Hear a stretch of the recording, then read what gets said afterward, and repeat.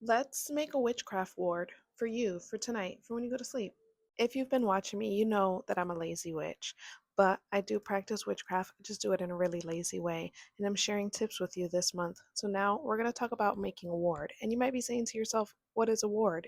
It's exactly what it sounds like. Wards in witchcraft are basically protections to keep away bad energies, or if somebody's sending you bad vibes, evil energy, any negativity, it's basically to ward them off. Exactly what it sounds like. One ward that I do on a regular basis that you can do right now because you have the items to do so is a glass of water under your bed. It's as simple as that. It's the intention that this glass of water is going to protect me while I sleep and then take any bad energy that is coming towards me because when you're asleep, you're in a vulnerable state. If you were going to do this practice of putting a glass of water under your bed, it would be something that you would change every night. So, for instance, if you bring a glass of water with you to bed to drink, you would bring two glasses of water with you to bed, one for you to drink and one for you to not drink.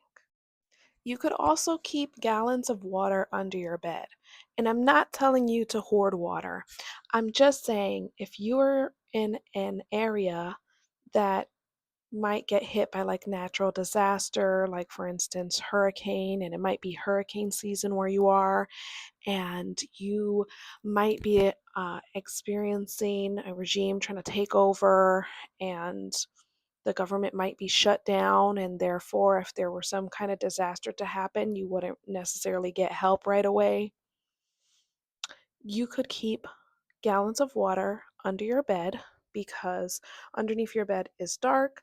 The temperature doesn't fluctuate that much because, as we know, heat rises, and it would just be a good place to keep something like that if you needed to do that.